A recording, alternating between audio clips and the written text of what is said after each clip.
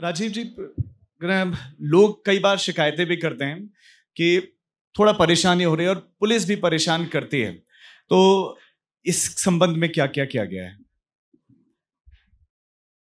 देखिए अब जैसा मैंने आपको पहले बताया कि हम लोगों ने जो कंट्रोल रूम की अपनी जो व्यवस्था की है उसको भी हमने इंश्योर किया है कि जो भी रिपोर्ट्स जो भी वहाँ पे आती हैं उनको तत्काल रूप से उनको केटर किया जाए।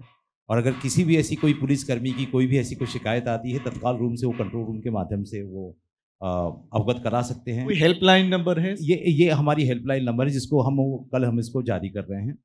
और साथ-साथ हमारे जितने भी एसपीज़ के नंबर्स हैं ऑलरेडी उनको हमने पब्लिसाइज़ कर रखा है।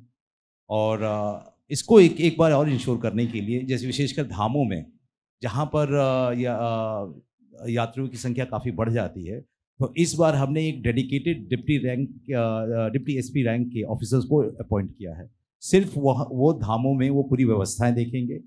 अपने जितने भी हमारे वहाँ पे पुलिसकर्मी जितने डिप्लॉयड हैं, उन लोगों का डिसिप्लिन, उनका कंडक्ट, उनका किस तरह से वो ड्यूटी कर रहे हैं, किस तरीके से वो अपने लोगों से बात कर रहे हैं, किस तरह से इन्फोर्समेंट कर रहे हैं, इसकी पूरी व्यवस्था पूरी की गई है, जिसके लिए हमने एक डेडिकेटेड गज़टेड ऑफिसर को धामों पे हमने डिप्लॉय किया है। और सारे डिसिप्लिन और सारी चीज़ों का जो इन्फोर्समेंट है, उन्हीं की देख-रेख में इसको किया जा रहा है। तो मुझे नहीं लगता कि ऐसी कोई शिकायत आएगी। जी। विनय जी, अब अंतिम सवाल है कि मौसम पल भर में बदलता रहता है पहाड़ों में, और फिर जून जुलाई का महीना भी आएगा। हम 2013 में भी देख चुके हैं क्या हुआ। तो फिर आपदा की दृष्टि में उससे निपटने के क्या इंतजाम है?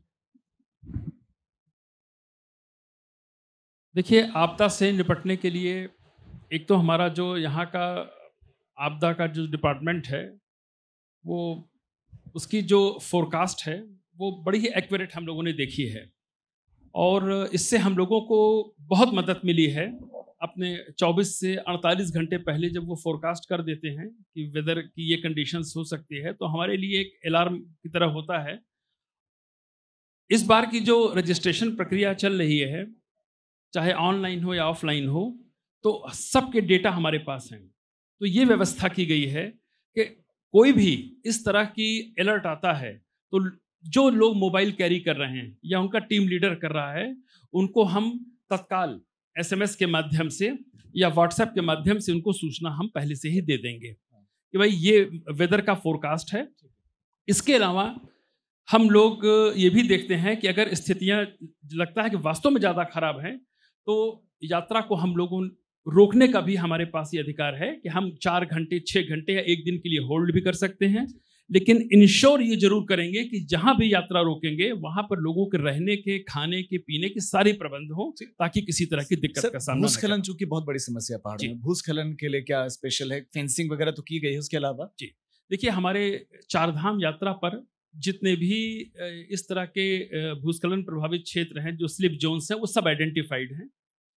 जैसे आप बद्रीनाथ जी की तरफ जाइए, तो पहला कर्णप्रयाग पड़ेगा, दूसरा आपका कमेड़ा, पागल नाला, ये सब हम लोगों के टिप्स पर हैं। हम लोगों को सब पता है कि कहाँ कहाँ पर भूस्खलन होते हैं।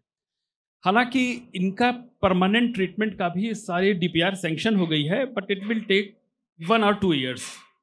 ये टाइम टेकिंग होता है क्योंकि इनका ट्रीटमेंट बड़ा साइंटिफिक होता है। फिलहाल हमारी प्राथमिकता होती है कि इनको हम मोटरेबल रखें, और हर पॉइंट पर हमारी जेसीबी या पोकलैंड पहले से ही रहती है, जिसके ड्राइवर के मोबाइल नंबर हमारे आपदा कंट्रोल रूम में डिस्प्ले होते हैं। इन केस ऑफ इमरजेंसी तुरंत उसको सूचना जाती है, और घंटे 2 घंटे में हम लोग मलबे को साफ करते हैं, और पुलिस की देखरेख में फिर हम वाहनों को निकालते हैं। राजीव जी, अंतिम सवाल आपसे कि ट्रैफिक एक समस्या, ऋषिकेश में ट्रैफिक है, हरिद्वार में ट्रैफिक है, और कुछ जगहों पर भूस्खलन। चूंकि मैं कल रात को ही हम लोग बद्रीनाथ से आए, तो कुछ स्पॉट्स पर हमने देखा कि भूस्खलन है, डाइवर्ट भी कुछ हिस्सों में किया गया, तो वहां पर ट्रैफिक हो जाएगा। तो कैसे निपटेंगे उससे? देखिए, हमारा ये जो ऑलरेडी जो ट्रैफिक प्लान है, हमने plan A, plan B, plan C हमने उसको तैयार कर लिया है। साथ साथ इसकी हमने रिहर्सल भी कर ली है। विशेषकर आप ऋषिकेश और ये जो मुनि की रीति और ये लक्ष्मण झूला का जो ये ट्राई जंक्शन है, ये क्योंकि ये हमारे यात्रा का भी प्रमुख मार्ग है, और प्लस ये जो रेगुलर जो समर टूरिज्म जो होता है उसका भी रेगुलर मार्ग है।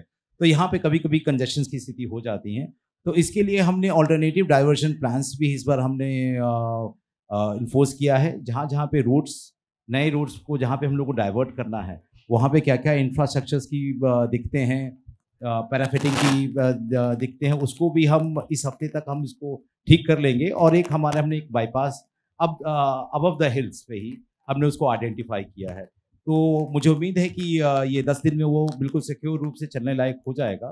फिर हम उसको प्रॉपर टेस्ट करके उस हम बाईपास को भी हम चलाएंगे, जो कि ये नीरगड्डू मार्ग कहते हैं, नरेंद्र नगर नीरगड्डू मार्ग, तो उससे हमें काफ़ी इसमें राहत मिलेगी। और ये इंश्योर करते हैं कि जब हमारा ये डाइवर्जन प्लान हो जाएगा तो हम इसको अच्छे से इसको ट्रैफिक को मैनेज कर पाएंगे।